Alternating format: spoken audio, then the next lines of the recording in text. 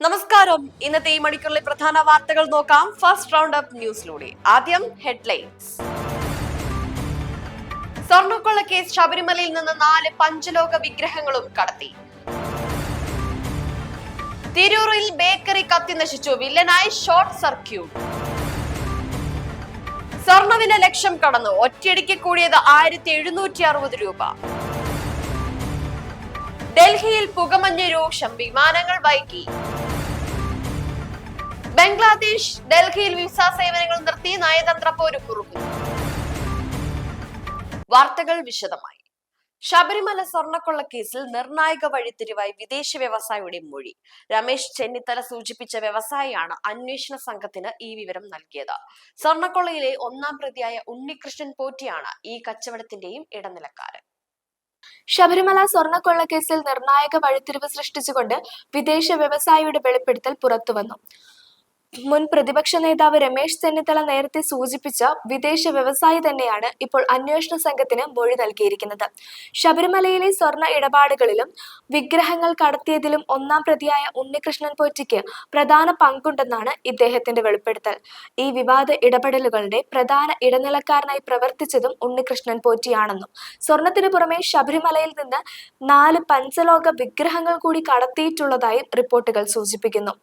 ഉണ്ണികൃഷ്ണൻ പോറ്റിയെ കൂടാതെ ഡി മണി എന്നയാളും ഈ ഇടപാടുകളിൽ പ്രധാന ഇടനിലക്കാരനായി പ്രവർത്തിച്ചിട്ടുണ്ടെന്നാണ് പുറത്തുവരുന്ന വിവരം. ഉന്നതതല ബന്ധങ്ങളുള്ള ഈ സംഘം ശബരിമലയിലെ വിലപിടിപ്പുള്ള വസ്തുക്കൾ വിദേശത്തേക്ക് കടത്തുവാൻ ശ്രമിച്ചതായാണ് അന്വേഷണ സംഘത്തിന് ലഭിച്ചിരിക്കുന്ന സൂചന. മലപ്പുറം തിരൂർ ബസ് സ്റ്റാൻഡിലെ ബേക്കറിയിൽ തീപിടുത്തം. രാവിലെ 6 മണിയോടെയാണ് തീ പടർന്നത്. ഷോർട്ട് സർക്യൂട്ടാണ് അപകട കാരണമെന്നാണ് പ്രാഥമിക നിഗമനം. അഗ്നിരക്ഷാ സേനയുടെ 2 യൂണിറ്റുകൾ സ്ഥലത്തെത്തി തീയണച്ചു. മലപ്പുറം തിരൂർ മുനിസിപ്പൽ ബസ് സ്റ്റാൻഡിനുള്ളിലെ ബേക്കറിയിൽ പുലർച്ചെ തീപിടിച്ചു. ഇന്ന് രാവിലെ 6 മണിയോടെയായിരുന്നു സംഭവം. ബസ് സ്റ്റാൻഡിനുള്ളിൽ പ്രവർത്തിക്കുന്ന ബേക്കറിയിൽ നിന്നും പുക ഉയർന്നത് ശ്രദ്ധയിൽപ്പെട്ട നാട്ടുകാരും വ്യാപാരികളുമാണ് വിവരം അഗ്നിരക്ഷാ സേനയെ അറിയിച്ചത്.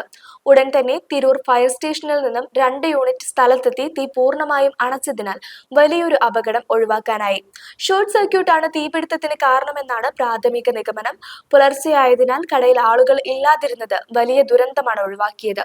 തീപിടുത്തത്തിൽ കടയ്ക്കുള്ളിലെ സാധന സാമഗ്രികൾ ഭാഗികമായി കത്തി നശിച്ചിട്ടുണ്ട്. സംഭവത്തെ തുടർന്ന് ഫയർഫോഴ്സും പോലീസും സ്ഥലത്ത് പരിശോധന നടത്തി വരികയാണ്. ലക്ഷക്കണക്കിന് രൂപയുടെ നാശനഷ്ടം സംഭവിച്ചതായാണ് പ്രാഥമിക വിവരങ്ങൾ. സംസ്ഥാനത്ത് സ്വർണ്ണവില ചരിത്രത്തിലാദ്യമായി 1 ലക്ഷം രൂപ കടന്നു. 1 പവൻ സ്വർണത്തിന് 1,16,600 രൂപ എന്ന റെക്കോർഡ് നിരക്കിലാണ് വ്യാപാരം നടക്കുന്നത്. ഒറ്റ ദിവസം കൊണ്ട് പവന് 1,760 രൂപയും ഗ്രാമിന് 220 രൂപയുമാണ് വർദ്ധിച്ചത്. കേരളത്തിന്റെ സ്വർണ്ണ വിപണിയെ സ്തംഭിപ്പിച്ചുകൊണ്ട് സ്വർണ്ണവില ചരിത്രത്തിലാദ്യമായി 1 ലക്ഷം രൂപ എന്ന നാഴികക്കല്ല് പിന്നിട്ടിരിക്കുന്നു. സംസ്ഥാനത്ത് ഇന്ന് 1 പവൻ സ്വർണത്തിന് 1,16,600 രൂപ എന്ന റെക്കോർഡ് നിരക്കിലാണ് വ്യാപാരം പുരോഗമിക്കുന്നത്. വിപണി ചരിത്രത്തിലെ ഏറ്റവും വലിയ വർധനവുകളിൽ ഒന്നാണ് ഇന്ന് രേഖപ്പെടുത്തിയിരിക്കുന്നത്. ഒറ്റ ദിവസം കൊണ്ട് പവന് 1,760 രൂപയാണ് വർദ്ധിച്ചിട്ടുള്ളത്. ഗ്രാമിന് 220 രൂപ വർദ്ധിച്ച് 12,700 രൂപ എന്ന നിരക്കിലാണ് വ്യാപാരം നടക്കുന്നത്. ആഗോള വിപണിയിലെ അനിശ്ചിതത്വങ്ങളും അന്താരാഷ്ട്ര തലത്തിലുള്ള സാമ്പത്തിക മാറ്റങ്ങളുമാണ് സ്വർണ്ണവിലയിൽ ഇത്തരമൊരു കുതിച്ചുചാട്ടത്തിന് കാരണമാകുന്നത് എന്നാണ് സാമ്പത്തിക വിദഗ്ധർ വിലയിരുത്തുന്നത്. ഡൽഹിയിൽ മൂടൽമഞ്ഞ് രൂക്ഷമായതോടെ ജനജീവിതം ദുസ്സഹമായിരിക്കുകയാണ്. കഴിഞ്ഞ 2 ദിവസങ്ങളെ അപേക്ഷിച്ച് ഇന്ന് മൂടൽമഞ്ഞ് കൂടുതലാണെന്നും ഇത് വ്യോമ ട്രെയിൻ ഗതാഗതത്തെ സാരമായി ബാധിച്ചിട്ടുണ്ടെന്നും റിപ്പോർട്ടുകൾ വ്യക്തമാക്കുന്നു. ഇന്നലെ മാത്രം 500-ൽ ഏറെ വിമാനങ്ങളാണ് വൈകിയത്. 14 വിമാനങ്ങൾ റദ്ദാക്കുകയും ചെയ്തു. ദേശീയ തലസ്ഥാനത്ത് അതിശക്തമായ മൂടൽമഞ്ഞും വായു മലിനീകരണവും തുടരുന്നതോടെ ജനജീവിതം അതീവ ദുസ്സഹമായി മാറുന്നു. കഴിഞ്ഞ 2 ദിവസങ്ങളെ അപേക്ഷിച്ച് ഇന്ന് മൂടൽമഞ്ഞിന്റെ സാന്ദ്രത വർദ്ധിച്ചതോടെ വ്യോമ റെയിൽ ഗതാഗത സംവിധാനങ്ങൾ പൂർണ്ണമായും താറുമാറായി. ഇന്ദിരാഗാന്ധി അന്താരാഷ്ട്ര വിമാനത്താവളത്തിൽ കാഴ്ചാ പരിധി ഗണ്യമായി കുറഞ്ഞതിനെ തുടർന്ന് ഇന്നലെ മാത്രം 500-ലധികം വിമാനങ്ങളാണ് വൈകി ഓടിയത്. കനത്ത മഞ്ഞും പുകയും കാരണം 14 വിമാന സർവീസുകൾ റദ്ദാക്കേണ്ടി വന്നതായും റിപ്പോർട്ടുകൾ വ്യക്തമാക്കുന്നു. മൂടൽമഞ്ഞിനോടൊപ്പം വായു നിലവാരം അതീവ ഗുരുതരം എന്ന വിഭാഗത്തിൽ തുടരുന്നത് നഗരത്തെ ശ്വാസം മുട്ടിക്കുകയാണ്. നഗരത്തിന്റെ പല ഭാഗങ്ങളിലും വായു നിലവാരത്തെ സൂചിക 400-ന് മുകളിലാണ് രേഖപ്പെടുത്തിയിരിക്കുന്നത്. ഇത് സാധാരണ ജനങ്ങളിൽ, പ്രത്യേകിച്ച് കുട്ടികളിലും മുതിർന്നവരിലും കടുത്ത ആരോഗ്യ പ്രശ്നങ്ങൾക്ക് കാരണമാകുന്നു. റോഡ് ഗതാഗതത്തെയും മഞ്ഞ് സാരമായി ബാധിച്ചു. ദൂരക്കാഴ്ച കുറഞ്ഞതിനാൽ വാഹനങ്ങൾ അപകടത്തിൽപ്പെടാൻ സാധ്യതയുള്ളതിനാൽ അതീവ ജാഗ്രത പാലിക്കണമെന്ന് അധികൃതർ മുന്നറിയിപ്പ് നൽകിയിട്ടുണ്ട്. വിമാനങ്ങൾക്കൊപ്പം റെയിൽവേ സർവീസുകളും കാലാവസ്ഥ പ്രതികൂലമായി ബാധിച്ചിട്ടുണ്ട്. ഡൽഹിയിലേക്കും തിരിച്ചുമുള്ള 50-ലേറെ ദീർഘദൂര ട്രെയിനുകൾ മണിക്കൂറുകളോളം വൈകിയാണ് ഓടുന്നത്. മഞ്ഞ് മാറാത്ത സാഹചര്യത്തിൽ വരും ദിവസങ്ങളിൽ യാത്രക്കാർ ബുദ്ധിമുട്ടാൻ സാധ്യതയുണ്ടെന്നും വിമാനത്താവളത്തിലേക്കോ റെയിൽവേ സ്റ്റേഷനിലേക്കോ പുറപ്പെടുന്നതിന് മുൻപ് സമയക്രമം പരിശോധിക്കണമെന്നും ഔദ്യോഗിക അറിയിപ്പുണ്ട്. മലിനീകരണം നിയന്ത്രിക്കുന്നതിന്റെ ഭാഗമായി നഗരത്തിൽ കർശന നിയന്ത്രണങ്ങളാണ് സർക്കാർ ഏർപ്പെടുത്തിയിരിക്കുന്നത്. ബംഗ്ലാദേശ് ഡൽഹി ഹൈക്കമ്മീഷൻ വിസ സേവനങ്ങൾ അനിശ്ചിതകാലത്തേക്ക് നിർത്തിവെച്ചു. സുരക്ഷാ കാരണങ്ങളാണ് നടപടിയെന്ന് വിശദീകരണം. ചത്തോഗ്രാമിലെ ഇന്ത്യൻ വിസ കേന്ദ്രം അടച്ചതിന് പിന്നാലെയാണ് ഈ നീക്കം.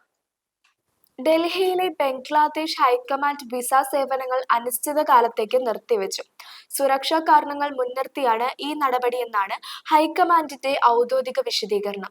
ബംഗ്ലാദേശിലെ ചത്തോ ഗ്രാമത്തിലുള്ള ഇന്ത്യൻ വിസ സെന്റർ പ്രതിഷേധക്കാർ ആക്രമിക്കുകയും തുടർന്ന് അത് അടച്ചുപൂട്ടുകയും ചെയ്തതിന് പിന്നാലെയാണ് ഡൽഹിയിലെ ബംഗ്ലാദേശ് വിദേശകാര്യ ഓഫീസറിന്റെ ഈ നീക്കം.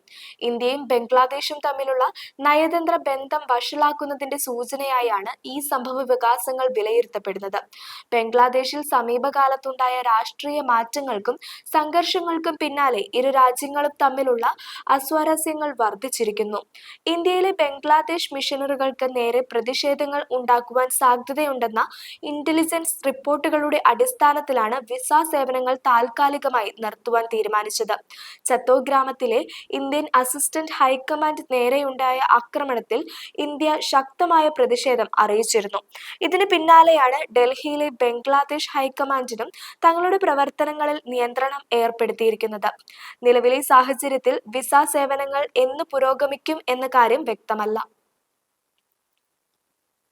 ഈ മണിക്കൂറിലെ പ്രധാനപ്പെട്ട അപ്ഡേറ്റ്സുകൾ കഴിഞ്ഞു. ഇനി വരും മണിക്കൂറുകളിലെ വാർത്തകൾ അറിയാൻ സെക്കൻഡ് റൗണ്ട് അപ്പിന് വേണ്ടി കാത്തിരിക്കാം.